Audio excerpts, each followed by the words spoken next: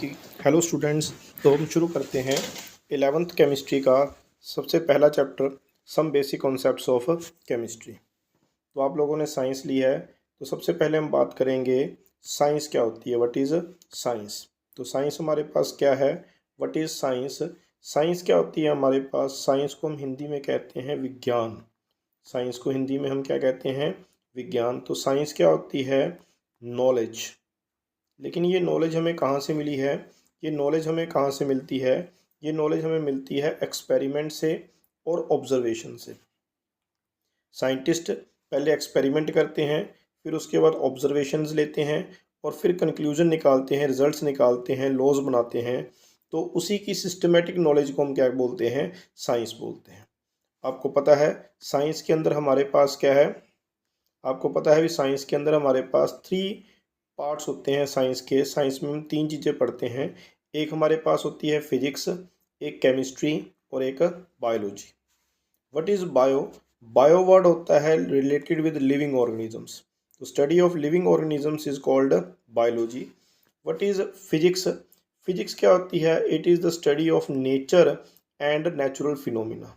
Nature और natural phenomena की study को हम क्या बोलते हैं, फिजिक्स बोलते हैं।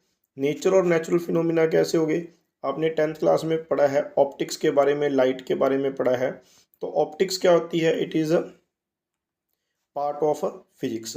आपने इलेक्ट्रिसिटी के बारे में पढ़ा है 10th क्लास के अंदर, आपने मैग्नेटिज्म के बारे में पढ़ा है। तो ये हमारे पास क्या होती हैं, दे आर फिजिक्स। अब हमने पढ़नी है केमिस्ट्री। तो केमिस्ट्री हमारे पास क्या होती है, व्हाट इज़ केमिस्ट्री। अगर हम केमिस्ट्री की डेफिनेशन की बात करते हैं तो हमारे पास केमिस्ट्री क्या होती है, व्हाट इज़ केमिस्ट्री। तो chemistry is branch of science which deals with the study of composition, जिसमें हम कॉम्पोजिशन के बारे में स्टडी करते हैं। किसकी कॉम्पोजिशन, मैटर की कॉम्पोजिशन। भी मैटर क्या होता है, पदार्थ। हम किसी भी सब्सटेंस की कॉम्पोजिशन क्या है उसके बारे में स्टडी करते हैं, तो that is chemistry. Like example जैसे हम बात करते हैं वाटर। तो वाटर क्या होता है हमारे पास, व्हाट इज़ वाटर। तो वाटर का फॉर्मूला क्या है, H2O है। तो वाटर का फॉर्मूला क्या हो गया, H2O। तो this is part of chemistry. अगर हम बात करते हैं सुक्रोस, शुगर, शुगर का फॉर्मूला क्या होता है, C12H22O11। तो ये हमारे पास शुगर का फॉर्मूला होता है। तो किसी भी सब्सटेंस की कॉम्पोजिशन को स्टडी करना, दैट इज कॉल्ड केमिस्ट्री। अब कॉम्पोजिशन के अलावा हम क्या स्टडी करेंगे, स्ट्रक्चर स्टडी करेंगे। मीन्स जैसे वाटर के अंदर H2O है, तो इसके अंदर इनकी स्ट्रक्चर क्या होगी, तो उसके बारे में हम स्टडी करते हैं। सेंटर में O है, साथ में 2 कोवलेंट बॉन्ड लगे हुए हैं और H लगा हुआ है। ये बेंट स्ट्रक्चर होती है। जो मॉलिक्यूल्स होते हैं उनमें एंगल भी फिक्स होता है। वाटर के केस में एंगल होता है 104.5 डिग्री। कितना एंगल होता है हमारे पास, 104.5 डिग्री, 10। तो वाटर के अंदर एंगल हमारे पास कितना होता है, वाटर के अंदर एंगल होता है 104.5 डिग्री। तो हम स्ट्रक्चर के बारे में स्टडी करते हैं और प्रॉपर्टीज़ के बारे में स्टडी करते हैं।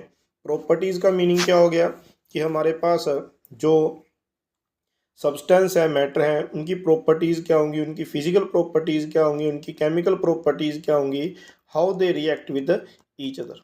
तो हम यहाँ पर कह सकते हैं कि केमिस्ट्री क्या होता है, हमारे आसपास जितने भी सब्सटेंसेस हैं उनकी स्टडी होती है हमारे पास। उनकी स्टडी को हम क्या बोलते हैं, केमिस्ट्री बोलते हैं।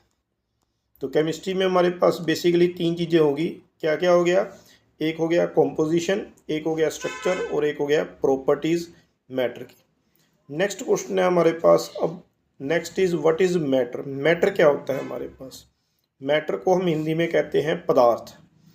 कोई भी ऐसा सब्सटेंस जिसका मास होता है और जो स्पेस ऑक्यूपाई करता है, दैट इज कॉल्ड मैटर। कोई भी ऐसा सब्सटेंस जिसका मास है और जो स्पेस ऑक्यूपाई करता है, दैट इज कॉल्ड मैटर। जैसे एग्जांपल के तौर पर टेबल है, चेयर, फैन, बुक्स, वाटर, ये सभी क्या होते हैं, मैटर होते हैं। मैटर हमारे पास सॉलिड भी हो सकता है, लिक्विड भी हो सकता है और गैस भी हो सकता है। एयर भी हमारे पास मैटर है, हालांकि हम एयर को देख नहीं सकते, but air is also a matter. तो एयर भी हमारे पास क्या होती है, मैटर होती है। तो ये मैंने डायग्राम बना रखे हैं। मैटर से रिलेटेड, तो ये हमारे पास क्या हो गया, मैटर हो गया। अब हम बात करते हैं क्लासिफिकेशन ऑफ मैटर की। तो मैटर को हम क्लासीफाई कैसे कर सकते हैं, तो मैटर की क्लासिफिकेशन है, यानी मैटर को हम किस तरह से डिवाइड करेंगे, किस तरह से इसको स्टडी करेंगे। Next is classification of matter. Matter की क्लासिफिकेशन कैसे होगी। अब मैटर की क्लासिफिकेशन करने के दो मेथड होते हैं। एक हमारे पास होता है फिजिकल क्लासिफिकेशन, एक है फिजिकल क्लासिफिकेशन और एक है केमिकल क्लासिफिकेशन। एक है फिजिकल क्लासिफिकेशन और एक है केमिकल क्लासिफिकेशन। फिजिकल क्लासिफिकेशन के अकॉर्डिंग मैटर क्या होता है, सॉलिड, लिक्विड या फिर क्या होता है, गैस होता है। फिजिकल क्लासिफिकेशन के हिसाब से मैटर सॉलिड होगा, लिक्विड होगा या फिर क्या होगा, गैस होगा। जैसे हमने अभी थोड़ी देर पहले एग्जांपल किए थे, आयरन हो गया, टेबल चेयर हो गए, ये सॉलिड के एग्जांपल हैं। वाटर हो गया, ये लिक्विड के एग्जांपल हो गए। गैस है जो एयर है, ये भी हमारे पास गैस का एग्जांपल है, ऑक्सीजन गैस होगी। अगर हम केमिकल क्लासिफिकेशन की बात करते हैं तो मैटर को हम दो पार्ट्स में डिवाइड करते हैं, एक प्योर सब्सटेंसेस होते हैं और एक मिक्सचर होते हैं। प्योर सब्सटेंसेस आगे दो टाइप के होते हैं, एलिमेंट और कंपाउंड, और मिक्सचर भी आगे फर्दर टू टाइप्स के होते हैं, होमोजीनियस एंड हेट्रोजीनियस मिक्सचर। तो हम एक एक कर इनको स्टडी करते हैं। मेनली हमारे पास क्या है, थ्री इंपॉर्टेंट डेफिनेशन है, एलिमेंट, कंपाउंड और मिक्सचर की, और इनकी क्लासिफिकेशन की भी। एलिमेंट क्या होते हैं, कंपाउंड क्या होते हैं एंड मिक्सचर क्या होते हैं। तो नेक्स्ट हमारे पास हम स्टडी करेंगे एलिमेंट क्या होते हैं। नेक्स्ट हमने स्टडी करना है कि एलिमेंट्स क्या होते हैं। एलिमेंट भी एक प्योर फॉर्म ऑफ सब्सटेंस है। तो ये प्योर सब्सटेंस होता है। एलिमेंट भी क्या होता है, हमारे पास प्योर सब्सटेंस होता है। Element is also pure substance. ये हमारे पास क्या होता है, प्योर सब्सटेंस होता है which is made up of only one kind of particles, जो सिर्फ एक काइंड ऑफ पार्टिकल से बना होता है। और वो पार्टिकल्स क्या होते हैं, हमारे पास एटम्स भी हो सकते हैं और मॉलिक्यूल्स भी हो सकते हैं। जितने भी हमारे पास, जैसे हम आयरन का एग्जांपल लेते हैं, मान लो हम आयरन का पीस लेंगे तो उसके अंदर जितने भी पार्टिकल्स होंगे सभी के सभी आयरन के ही एटम होंगे। अगर हम ऑक्सीजन गैस का एग्जांपल लेते हैं, ऑक्सीजन एटम अकेला नहीं रह सकता, तो उसके अंदर जितने भी पार्टिकल्स होंगे वो पार्टिकल्स क्या होंगे, ऑक्सीजन के मॉलिक्यूल्स होंगे। तो अगर आपने देखा होगा पीरियोडिक टेबल, तो अब हमारे पास 118 एलिमेंट्स हैं। टोटल हमारे पास कितने एलिमेंट्स हैं, 118 एलिमेंट्स। लाइक आयरन हमारे पास एलिमेंट है, कॉपर एलिमेंट है, गोल्ड एलिमेंट है, ऑक्सीजन गैस भी एलिमेंट है। जरूरी नहीं कि एलिमेंट सॉलिड ही होंगे, एलिमेंट गैस भी हो सकते हैं। क्लोरीन गैस हमारे पास एलिमेंट है, हाइड्रोजन गैस हमारे पास क्या है, एलिमेंट है। 114 एलिमेंट्स को हम थ्री कैटेगरीज में डिवाइड करते हैं।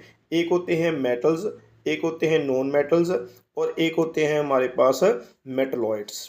मेटलॉइड्स क्या होते हैं, जिनकी प्रॉपर्टीज़ मेटल और नॉन मेटल के बीच में होती हैं। लाइक सिलिकॉन हो गया, जर्मेनियम हो गया, ये हमारे पास क्या है, मेटलॉइड्स है।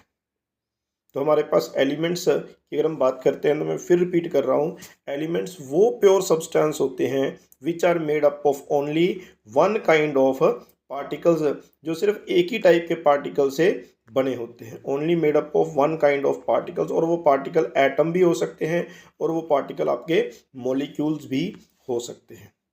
अब नेक्स्ट हमने स्टडी करना है कि कंपाउंड्स क्या होते हैं, व्हाट आर कंपाउंड्स। तो हमारे पास कंपाउंड्स क्या होते हैं।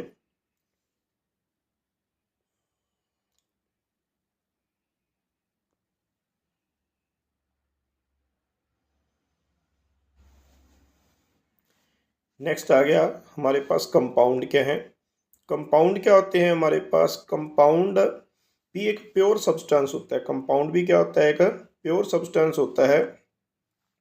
कंपाउंड भी एक प्योर सब्सटेंस है, लेकिन इसमें दो या दो से ज़्यादा एलिमेंट आपस में मिलकर क्या बनाते हैं, कंपाउंड बनाते हैं, फिक्स रेशियो में कंबाइन करते हैं। एटम प्लस एटम मिलकर क्या बनाते हैं, मॉलिक्यूल बनाते हैं। यानी एलिमेंट प्लस एलिमेंट जब फिक्स रेशियो में कंबाइन होते हैं तो वो क्या बनाते हैं, कंपाउंड बनाते हैं। एलिमेंट और एलिमेंट जब फिक्स रेशियो बाय वेट में कंबाइन करते हैं तो वो क्या बनते हैं, हमारे पास फिक्स रेशियो बाय वेट में कंबाइन करते हैं तो वो क्या बनते हैं, हमारे पास कंपाउंड्स बनते हैं। कंपाउंड का एग्जांपल क्या हो गया हमारे पास, जैसे H2O हो गया। जैसे क्या हो गया, H2O हो गया, वाटर। वाटर एक कंपाउंड है, एक मिनट, ये आ गया यस। वाटर क्या आ गया हमारे पास, एक कंपाउंड है।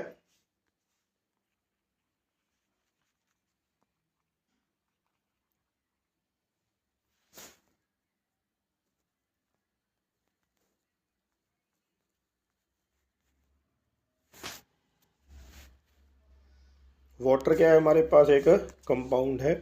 तो कंपाउंड्स क्या होते हैं, जो फिक्स रेशियो में कंबाइन करते हैं। अब वाटर किस चीज़ का बना है हमारे पास, वाटर बना है H2O का। वाटर किस चीज़ का बना है, H2O का बना है। इसमें वाटर के अंदर हाइड्रोजन और ऑक्सीजन फिक्स रेशियो में कंबाइन है, 1:8 बाय मास। कैसे कंबाइन है, 1:8 बाय मास। तो कंपाउंड क्या होता है, वो सब्सटेंस होते हैं जब दो एलिमेंट एक फिक्स रेशियो बाय मास में कंबाइन करते हैं तो दे फॉर्म कंपाउंड। और एग्जांपल क्या हो गया, जैसे सॉल्ट हो गया, जैसे शुगर हो गया, जैसे सल्फ्यूरिक एसिड हो गया, एसिटिक एसिड हो गया। All these are examples of a compound. Compound जितने भी होते हैं दे आर होमोजीनियस, यानी इनकी कॉम्पोजिशन सेम होती है। और जो कंपाउंड्स होते हैं उनकी प्रॉपर्टीज क्या होती हैं, डिफरेंट होती हैं जिन एलिमेंट से वो बने हैं। जैसे बहुत इंपॉर्टेंट क्वेश्चन है वाटर की, अगर हम बात करते हैं तो वाटर जो है वो H और O से बना है। Hydrogen is a supporter of combustion, oxygen, hydrogen is a combustible substance and oxygen is supporter of combustion. लेकिन इन दोनों के कॉम्बिनेशन से जो वाटर बनता है वो आग को बुझाने का काम करता है, फायर एक्सटिंग्विशर के तौर पर यूज होता है। मींस कंपाउंड की जो प्रॉपर्टीज होंगी वो कॉन्स्टिट्यूएंट एलिमेंट्स पर डिपेंड नहीं करेंगी। और कंपाउंड जो है इनको आगे हम दो कैटेगरीज में डिवाइड करते हैं। कौन कौन सी दो कैटेगरीज होती हैं, ऑर्गेनिक कंपाउंड भी हो सकते हैं और इनऑर्गेनिक कंपाउंड भी हो सकते हैं। जैसे आपने 10th क्लास में पढ़ा है, ऑर्गेनिक कंपाउंड्स कौन से होते हैं, कार्बन और हाइड्रोजन के कंपाउंड्स क्या होते हैं, ऑर्गेनिक होते हैं। कार्बन और हाइड्रोजन के कंपाउंड्स क्या होंगे, ऑर्गेनिक। और कार्बन और हाइड्रोजन को छोड़कर बाकी कैल्शियम, पोटेशियम, सोडियम वगैरह के कंपाउंड्स क्या होते हैं हमारे पास, इनऑर्गेनिक होते हैं। तो अब तक हमने एलिमेंट की डेफिनेशन पढ़ी, हमने कंपाउंड की डेफिनेशन पढ़ी। अब हम पढ़ेंगे मिक्सचर्स की डेफिनेशन, मिक्सचर्स क्या होते हैं। अब हम पढ़ेंगे मिक्सचर्स क्या होते हैं, व्हाट आर मिक्सचर्स। तो कंपाउंड हमने क्या स्टडी किया कि जब दो element fix ratio by mass में कंबाइन करते हैं तो वो क्या कहलाते हैं, कंपाउंड कहलाते हैं। मिक्सचर क्या होते हैं, जब दो सब्सटेंसेस, चाहे वो एलिमेंट हैं चाहे वो कंपाउंड है, जब कोई भी दो सब्सटेंसेस किसी भी रेशियो में कंबाइन करते हैं, एनी रेशियो, किसी भी रेशियो में कंबाइन करते हैं, कोई फिक्स रेशियो नहीं होती है, तो वो क्या बनाते हैं, मिक्सचर बनाते हैं। जैसे एग्जांपल के तौर पर मैंने वाटर के अंदर सॉल्ट डिजोल्व कर दिया, वाटर के अंदर क्या डिजोल्व कर दिया, सॉल्ट।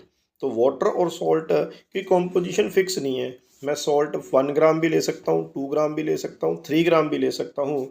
तो इसलिए इसके अंदर कोई फिक्स रेशो नहीं है, फिक्स प्रोपोर्शन नहीं है। तो ये हमारे पास क्या हो गया, ये हमारे पास क्या हो गया, एक मिक्सचर हो गया। ऐसे ही हम वाटर के अंदर सैंड भी मिक्स कर सकते हैं।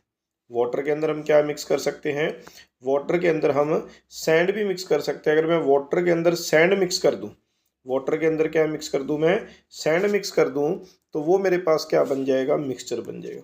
लेकिन मिक्सचर हमारे पास दो टाइप के होते हैं, एक होते हैं होमोजीनियस और एक होते हैं हेट्रोजीनियस।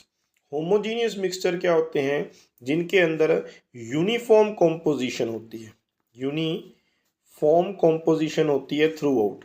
यानी अगर मैंने पानी के अंदर नमक घोल दिया तो हर जगह नमक क्या होगा, बराबर बराबर डिजोल्व होगा। तो वो हमारे पास होमोजीनियस मिक्सचर का एग्जाम्पल हो गया। लेकिन अगर मैंने पानी के अंदर, वाटर के अंदर सैंड डिजोल्व कर दी, सैंड डिजोल्व कर दी, तो सैंड की मात्रा नीचे ज़्यादा होगी लेकिन सैंड की मात्रा ऊपर क्या होगी, कम होगी। यानी सैंड का अमाउंट पूरे मिक्सचर के अंदर सेम नहीं है, यूनिफॉर्म नहीं है। तो इसलिए सैंड और वाटर का एग्जाम्पल क्या हो गया, हेट्रोजीनियस मिक्सचर का एग्जाम्पल हो गया। तो ये मैंने आपको बता दिया कि मिक्सचर क्या होते हैं, दो या दो से ज़्यादा सब्सटेंसेस जब किसी भी रेशियो में कंबाइन करते हैं तो वो क्या बन जाते हैं, मिक्सचर बन जाते हैं। मिक्सचर हमारे पास, मिक्सचर जो होते हैं वो होमोजीनियस भी हो सकते हैं और हेट्रोजीनियस भी हो सकते हैं। होमोजीनियस मिक्सचर होते हैं जिनमें सेम यूनिफॉर्म कॉम्पोजिशन होती है और हेट्रोजीनियस मिक्सचर होते हैं जिनमें यूनिफॉर्म कॉम्पोजिशन नहीं होती है।